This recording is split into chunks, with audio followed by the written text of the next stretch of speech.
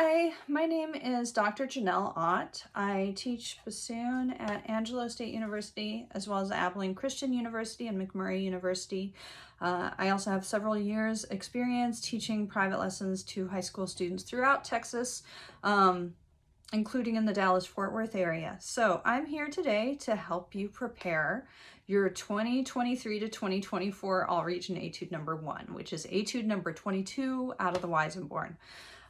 So this is the first etude. Oftentimes the first etude, the purpose is to kind of showcase your technical ability and how cleanly you can play at a fast tempo. And this tempo is certainly challenging for the etude. The etude is not difficult until you try to play it fast, and then it gets really difficult. So here is my advice for you before I play through the piece. First of all, do not make the mistake of trying to make your staccatos super short. Focus on making them clean. If you try to make them overly short, what often ends up happening is it's like you're playing every note accented. And that actually makes the note sound a little bit longer, and it's also way more work. It's really easy to wear yourself out on this piece if you're not careful.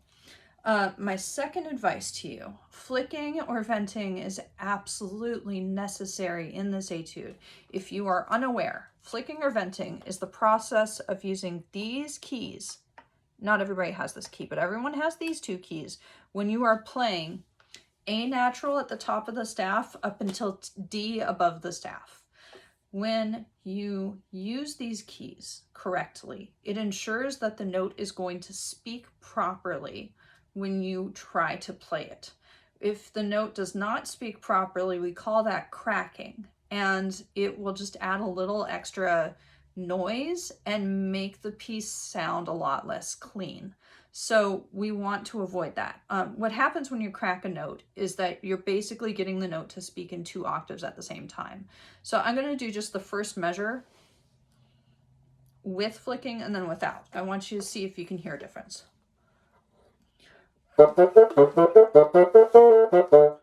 With, now this is without.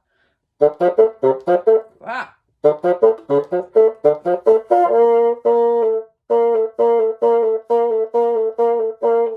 It's subtle because I have tried really hard to not do this ever, but it's just a little cleaner if you are flicking correctly. And now is the time to add this technique because you won't be able to change what your fingers do right before you go into competition. The next important thing is breathing. There are not a lot of places to do it in this etude, so I'm going to share my breathing tips with you with the caveat that these are the breathing places that I choose when I'm playing the piece all the way through. If you have done all-region etudes before, you'll know that we don't play these etudes all the way through. You're given an excerpt or a portion of the etude to play through for the competition, and usually you do not know what that portion is until you show up for competition. So if you're playing a shorter section, you often can get away with not breathing quite as often. If you're playing the entire etude, you must breathe more often, or you are definitely not going to make it to the end. For the same reason, when you have very long crescendos written into this piece, which we have twice in the piece, once starting in measure 13 and the other time starting in measure 21. If you try to grow too much, you will use up too much air and you will not be able to make it to the end of your phrase without stopping the phrase so you can breathe. So I recommend that you move slowly and don't overdo your dynamics. To the same end, the piece begins and it's marked piano. Be careful that you are not so worried about playing piano that you allow your pitch to go very sharp, because the more quietly we play on bassoon, the easier it is for us to be very sharp. You want to be in tune. If that means you're playing a little bit louder on the opening, I can live with that. As long as I can hear a difference between your piano and your forte, I think that is perfectly acceptable. All right, where I breathe. Measure 4, at the end of the measure where you have an 8th rest. I think everybody does that. Before the fermata in measure 8, I think everybody does that as well. I like to sneak in a breath in measure 10 after either one of the long notes. Just cut that note a little short so you can get a little sip of air. And then I don't breathe again until the 8th rest in measure 16. But I will often take an extra beat to get a really good breath in at 16. So I'm not exhausted when I start the next measure. From there, I go all the way from measure 17 to the end of measure 24, where we have the next fermata. And then it's like the beginning. I sneak a breath somewhere in measure 26 after one of the long notes. If I need another breath, which I will because I'm playing this all the way through, I will take a breath in measure 31 after the C sharp. That is the first measure of the second to last line. Normally you want it to be relatively short, so I'm going to play that measure for you.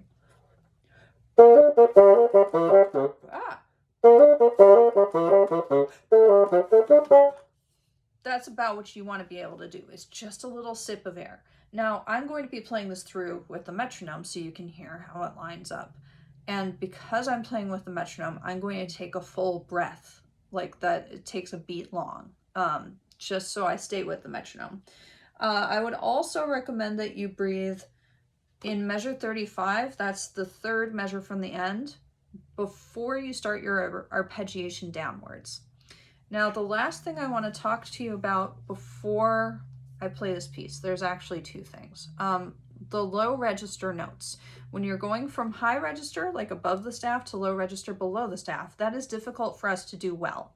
And the problem is getting your low notes to speak and getting them to be in tune. They're going to want to be sharp or not come out at all. So how do we work on this? Well, it helps to have a good reed.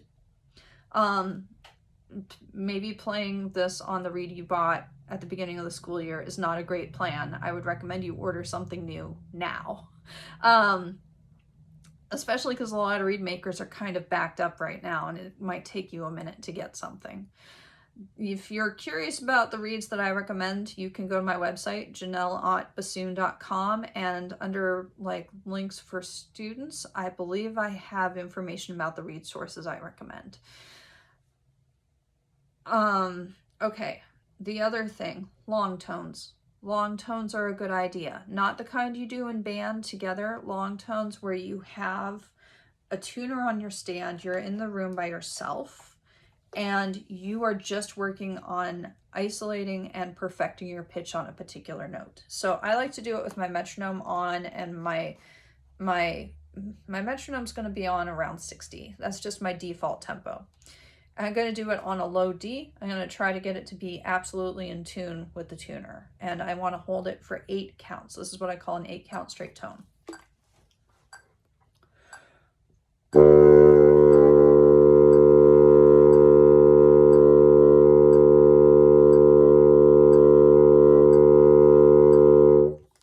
Okay, so not perfect, but okay. The idea with the long tones is to work towards getting them to be in tune right away for the entire 8 counts. If you can't get them in tune at all, get it closer to being in tune and try it again tomorrow. If you can't get it in tune for 8 counts, get it longer in tune and come back to it tomorrow. Also, you need to alternate which notes you work on. So that's the first way I recommend you work on your pitch in your low register. The second way I recommend you do it is isolate the low notes. And so if we're looking at a section like the 4th line of the piece, I'm actually going to start after the fermata in measure 8. So this is how it sounds as written.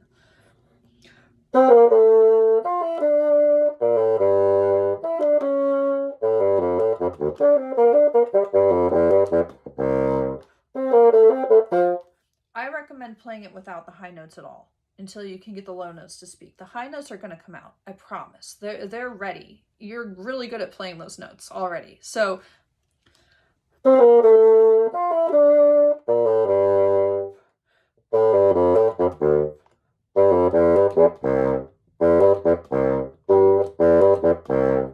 if it means you have to play a little slower, fine, play it slower, get it in tune. Especially at the very end of the piece, the last 3 measures are going to want to end sharp. It's a descending descending arpeggio centered on D when you're already tired. So for the arpeggio at the end, I recommend you play it through slowly with your metronome on, get every note in tune with the tuner. And I also recommend you employ a practice called the floating fermata, which is where you're going to play the piece normally, but you're going to choose a note and you're going to just stop on that note. And while you're holding it, you're going to check in with the tuner. So for example,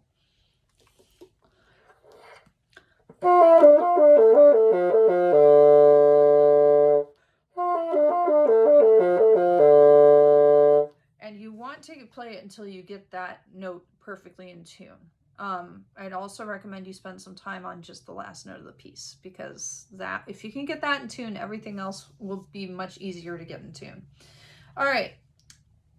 I said there was another thing. It's related to fingerings. So for this etude, because I want it to sound very clean, I tend to go for the long C sharp fingering, which is 1, 2, 3, C sharp key, no bar, and right hand 2, 3, 4. This gives us a very different sound from the short C sharp, which is left hand only and include the bar. I actually prefer the short C sharp, but in cases like this, I'm going to use the long C sharp because I know it's going to give me a better sound quality. So there's one other thing. This is right around the midpoint of the piece. So the very last note of the 5th line down is an F sharp. Just for that note, I recommend you use the pinky F sharp. So whisper key, half hole, 2, 3, 1, 2, 3, and then this most annoying pinky key, because the note right after it is a B flat, and it's just easier to get to if you don't have your thumb on the F sharp key. Okay, so with that being said, I'm gonna try to play this for you. Wish me luck. Hopefully I don't mess it up. We'll see. I'm gonna do it at 110, which is in the range of the tempi you're supposed to be doing. That being said, don't play this faster than you can play it. Play it at a tempo that is reliable for you, even in the audition. Play it at a tempo that sounds good when you play it. Don't worry about whatever number it is. Okay, so here we go.